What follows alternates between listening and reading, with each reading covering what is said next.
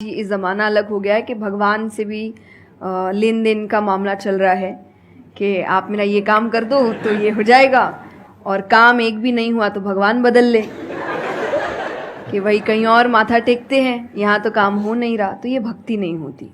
तो एक तो जो परसेप्शन भक्ति का बन गया है कि भजन कीर्तन पूजा पाठ कर लिया और भक्ति हो गई। भक्ति का असल मीनिंग है सरेंडर, समर्पण। और समर्पण व्यक्ति कब करता है? जब पहला चीज विश्वास होता है कि वो जो भी करता है वो सही करता है। मुझसे कई बार लोग पूछते हैं कि आप बहुत ज़्यादा डिप्रेशन में नहीं जाते, या कोई आपने सब कुछ देखा है, चाहे स्ट्रगल है, इंसल्ट है, रिजेक्शन है, हर फील्ड में हर चीज़ होती है। अगर आप आगे बढ़ रहे हैं, कोई पोजीशन पे जाने की कोशिश करें, तो आपको इनका सामना करना पड़ेगा। ये जिंदगी के साथ आता है, तो आपको सामना। लेकिन मुझे कभी दिक्कत नहीं दी ये चीज़ें। क्यों? क्योंकि जो मैंने कहा समर्पण, मुझे पता है कि एक ऐसी शक्ति ऊपर बैठी है जो मेरा बुरा नहीं चाहती। तो कई बार बुरी चीज़ें भी मेरी ज़िंदगी में हो रही है, मुझे पता है वो मेरे अच्छे के लिए है, क्योंकि वो कर रहा है। तो ये समर्पण, ये भक्ति है। तो ये आपको हारने नहीं देती। क्यों हारेंगे आप? क्योंकि आपको पता है ना कि वो हारने देगा नहीं। तो आप अपने आप गिरे, आप फिर उठेंगे कि नहीं भाई अभी गिरना शायद ज़रूरी होगा, उसका इशारा है, इसीलिए चलो फिर उठते हैं, फिर आगे बढ़ते हैं। तो अर्जुन ने भी, जब समर्पण की बात गीता जी में आती है, तो कई लोग कहते हैं कि धर्म का मतलब होता है अंधविश्वास। नहीं, क्योंकि अगर अंधविश्वास होता, अंधविश्वास में क्वेश्चन करना अलाउड नहीं होता आपको। गीता अगर सिर्फ भगवान की बात होती तो 2 पन्ने में खत्म हो गई होती। ये दोनों के बीच की बात है, जिसमें अर्जुन ये जानते हुए कि सामने कौन खड़ा है, क्वेश्चन करने की तो कोई सवाल ही नहीं था वहां पर कि भगवान लड़ने बोल रहा है, क्या क्वेश्चन करना। पर उसने कंटिन्यूअसली क्वेश्चंस किए हैं। पर उसका भी नाम आया था समर्पण, कि वो समर्पित होकर क्वेश्चन कर रहा था कि ये जो खड़ा है ये मेरे हर सवाल का जवाब जानता है, ये मुझसे कभी कुछ गलत काम नहीं कराएगा। लेकिन इसका मतलब ये नहीं कि मैं अपनी जिज्ञासा बाहर नहीं निकालूंगा, मैं अपने क्वेश्चंस पूछूंगा। तो भक्ति का अर्थ यही होता है कि पहला निष्काम होता है। क्या फायदा मत ढूंढिए कि मेरा काम नहीं हुआ तो भगवान है ही नहीं। भाई भगवान कहाँ है? भगवान होते तो ऐसा होता क्या? वो तो इंसान है, इसीलिए ऐसे हो रहे काम। भगवान ने तो सबको देखे, बच्चा तो मासूम ही होता है, बड़े होके खराब हो जाता है। कोई बच्चा गलत आपने देखा है क्या? छोटा सा बच्चा ही डॉन बनने के बारे में सोच रहा है, वो तो बच्चा ही होता है, मासूम होता है, सच्चा होता है। तो भगवान इसलिए कहते बच्चे भगवान का रूप है, क्योंकि वो एकदम प्योर होते हैं। बड़े होने के बाद हम काम खराब करते हैं और नाम फिर हम भगवान का देते हैं, क्योंकि हमको इल्जाम लगाने के लिए लोग चाहिए। ये फेलियर्स के लिए भी, आप फेलियर्स के लिए भी हम कहते हैं मेरा काम अच्छा नहीं था, मेरा समय अच्छा नहीं था, मुझे पेरेंट्स ने सपोर्ट नहीं किया, मेरे पास ये नहीं था। वरना अगर देखा जाए इन्हीं सिचुएशन में कई लोग हैं जो काम करके आगे बढ़ जाते हैं। तो करने वाला तो कर लेगा, नहीं करने वाला इल्जाम लगाएगा। तो वो इल्जाम अभी हमें ऐसे दिखता है, एक ऐसा कोई है जो सामने तो खड़ा नहीं है, भगवान लगाओ इल्जाम। एक फोटो है ना इंटरनेट पे कि भगवान खड़े, छोटी बच्ची खड़ी है, छोटी बच्ची के हाथ में एक टेडी बेयर है। तो भगवान वो मांग रहे हैं और वो बच्ची बोली मुझे बहुत अच्छा लगता है, मुझे नहीं देना। उसको नहीं पता कि भगवान के पास पीछे एक बड़ा सा टेडी बेयर रखा है और भगवान उसको कह रहे कि बस दे दो और मुझ पे विश्वास रखो कि वो दे दो छोटी चीज जो तुमसे, आपको वो बुरी लग रही है उस वक्त कि मेरे साथ गलत हो गया या मेरा छोटा काम नहीं हुआ, मैंने तो इतनी पूजा की थी, इतना काम किया था।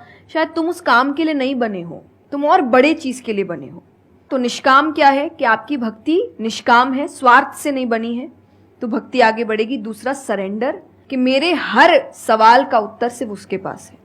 तो ये 2 चीजें भक्ति बनाती है, 2 चीजें जो भक्ति में। तीसरा हम जब करते हैं सत्संग, जो उन्होंने कहा सत्संग का एक सत्य के संग। तो सत्य कौन है?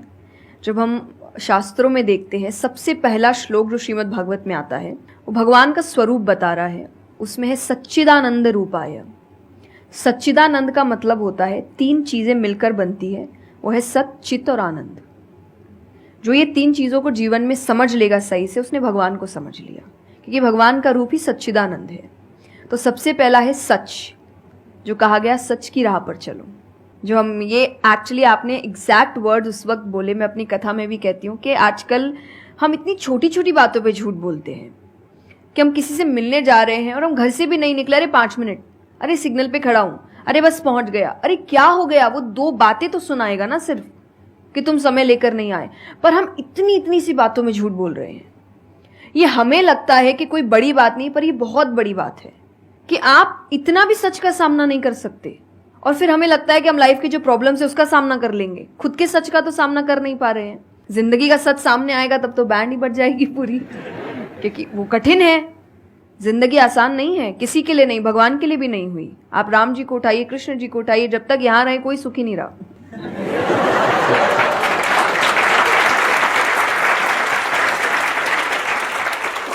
तो सुखी तो कोई नहीं रहा यहां पर। आपको सुख खुद ढूंढना पड़ता है, आपको अपना जीवन खुद निकालना पड़ता है अपने चॉइसेस को लेकर। तो इसीलिए पहला सत है। दूसरा चित है, अवेयरनेस। हम अवेयर नहीं है चीजों को लेकर, हम इग्नोर करते हैं। अवेयरनेस और इग्नोरेंस ये ऑपोजिट्स हो गए, कि आप कोई भी चीज आपको समझ नहीं आ रही है, नहीं है। मैं अधिकतर नास्तिक लोगों को आप देखिए, उनको अगर पूछे ना भगवान को मानते हैं, तो उनके पास एग्जैक्ट रीजंस नहीं होते कि क्यों नहीं मानते। बस नहीं है, दिखा नहीं, मुझे नहीं दिखा तो नहीं है। तो तुम्हें तो बहुत चीजें नहीं दिख रही। मेरे पापा इस पर मैंने एक बार उनसे क्वेश्चन किया था कि बोले तो पापा कैसे जवाब दे। पापा बोले उनको पूछना उन्होंने अपने परदादा को देखा था। देखा तो नहीं होगा,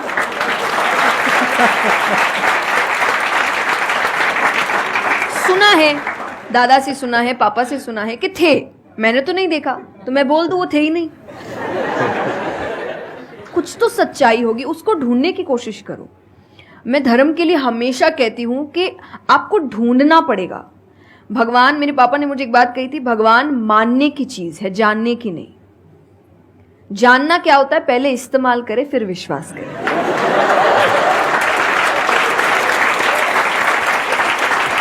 कि पहले देखेंगे है कि नहीं है, फिर बताएंगे। तो वो तो भगवान है, वो कहेंगे देख मैं भी घुमाता हूं। वो भगवान है भाई। उनको अगर आप बोलोगे कि मेरे सामने आ, मुझे दिखा तू है कि नहीं, तो बोलेंगे घूम, नहीं दिखाता, कभी नहीं हुई, नहीं जा। तो भगवान मानने की चीज है, मानो वो अपने आप जना देंगे वो कहाँ है। तो भगवान के लिए माना गया कि पहले आपको मानना पड़ता है, दैट इज सरेंडर, कि मैं मानता हूं, मैं इसीलिए पढ़ रहा हूं। अधिकतर लोग अभी पढ़ क्यों रहे हैं, जान क्यों रहे, गलत साबित करने के लिए। और दुनिया के लिए भी, आप किसी भी चीज को जानने की कोशिश करो तो सिर्फ एक खाली दिमाग से जानने की कोशिश करो, अपने दिमाग से नहीं कि मुझे गलत साबित करना इसीलिए पढ़ता हूं चलो। तो फिर आपका दिमाग सीधा उस गलत बात पे ही जाएगा कि देखो मैंने तो बोला ही था गलत है। और उसके आसपास कितनी अच्छी बातें लिखी होगी आप देखेंगे नहीं, पर आपको जो बस साबित करना है, आप उस लोग सुनते भी आजकल इसीलिए है। मैं कथा में एक बात कहती कि उस आजकल कथा ही बची है सुनने वाली चीज, वरना आप कहीं भी दो लोगों को देखिए वो बोलेगा मैं बोलता हूँ, नहीं मैं बोलता हूँ, नहीं मैं बोलता हूँ। दुख देखिए किसी के, प्रॉब्लम्स को एक बोलता है अरे मेरी जिंदगी अच्छी नहीं चल रही, अरे मेरी उससे भी खराब है। आप किसी से मदद भी कहाँ मांगेंगे कि वो एक दुख सुनाओ वो 4 सुनाता है, तो क्या ही मदद मांगे कि तो मेरे से दुखी है, तू मेरे से और 500 रुपए रख भाई। ये तो लोग हर वक्त कोई सुनना नहीं चाह रहा, और सुन भी रहे हैं तो इसीलिए कि ताकि बस मैं बोल सकूं, कि ये खत्म करे बस जल्दी से चुप हो ताकि मैं बोलूं। तो ये बंद करिए। भगवान ने अर्जुन की पहले पूरी बात सुनी थी, एक बार भी बीच में इंटरप्ट नहीं किया, उसकी पूरी बात सुनी। क्यों? तभी वो आंसर ठीक से कर पाएंगे। अगर आप बीच में हर चीज में इंटरप्ट करेंगे, लोगों के ओपिनियंस में इंटरप्ट करेंगे, तो आप उनकी बात को नहीं समझ पाएंगे। जितना सुनेंगे उतना सीखेंगे, क्योंकि बोलोगे तो वही जो आता है, पर सुनोगे तो कई बार ऐसी चीजें पता चलेगी जो नहीं पता, जो नहीं आता है।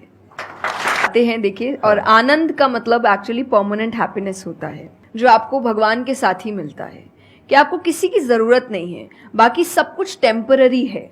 और टेम्पररी खुशियों के लिए भगवान ने अर्जुन को लड़ने के लिए इसलिए नहीं बोला था कि तेको राज्य मिल जाएगा, खुशी मिलेगी, पैसा मिल जाएगा, नहीं। एक परमानेंट हैप्पीनेस थी कि मैंने अपना काम अच्छे से किया, उसके लिए लड़ो। तो जो भी काम कर रहे हो परमानेंट क्या है उसमें वो देखो, और ये आपकी सक्सेस पे भी काम आता है।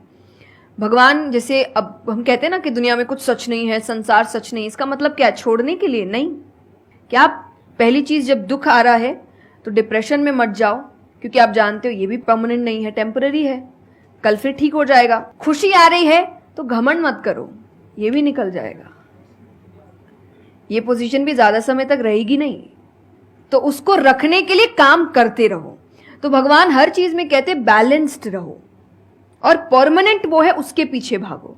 तो आप अपने आप ही जो दिखावे की दुनिया है, करते हम सब है और सब कुछ करना चाहिए लाइफ में, सब एंजॉय करिए, पर अगर उसको जानते हुए करोगे कि परमानेंट नहीं है, तो जैसा मैंने कहा वो यहां जाएगा नहीं।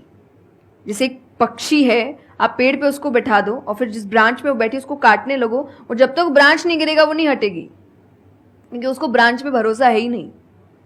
उसको पता ये रहेगा ना, उसको अपने पंखों पे है कि वो जैसे ही गिरेगा मैं उड़ जाऊंगी।